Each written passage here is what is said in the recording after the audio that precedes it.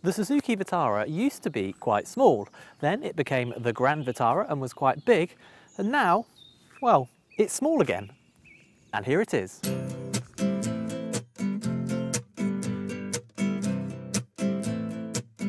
As with its predecessors, the Vitara has tough 4x4 styling cues, but while it looks smart from the front, the rear is a bit nondescript.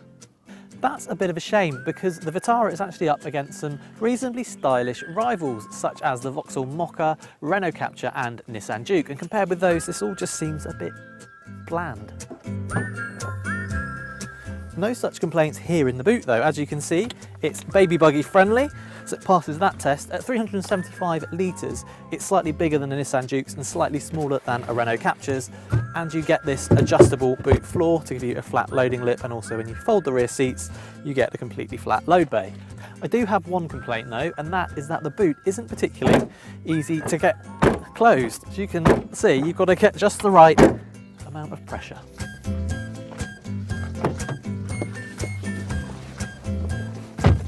Here in the back, as you can see, good amount of leg room. You can fit 3 adults just about. It's a bit of a squeeze, and also the one in the middle has got this lump in the floor to straddle, but 3 kids would be fine.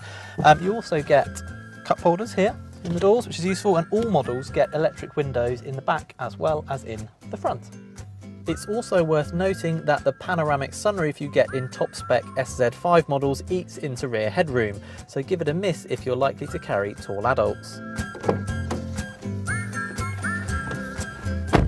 It feels spacious here in the front as well, and there's a good amount of storage, average size glove box, lots of trays here and big door bins.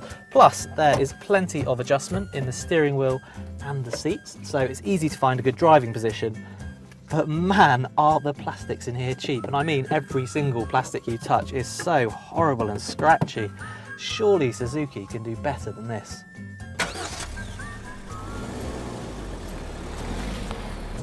Two 1.6 litre engines are available, one petrol and one diesel. They both have 118 horsepower, but the diesel comfortably wins for torque, so it's the faster, more flexible option. By comparison, the petrol engine is a bit flat in the mid-range, but if you're prepared to rev it, it's actually quite good fun. Petrol models get a 5-speed manual gearbox, whereas diesels come with a slightly nicer 6-speed unit. You can also have an automatic, but only on the petrol model, and all Vitaras can be upgraded from front-wheel drive, such as this car, to all-wheel drive. However, compared with Vitaras of old, this is no out-and-out off-roader, but rather has been designed with city streets in mind.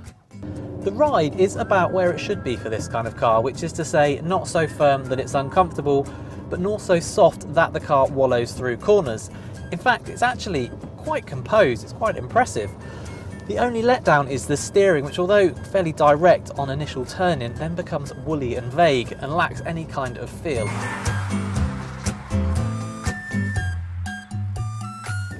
The drawback of having steering that is quite so sensitive just off-centre is that on the motorway you're constantly making small corrections, and combined with a lot of road and wind noise, it means the Vitara isn't great for long journeys, although to be fair, that's something that can be said of most cars in this compact SUV class.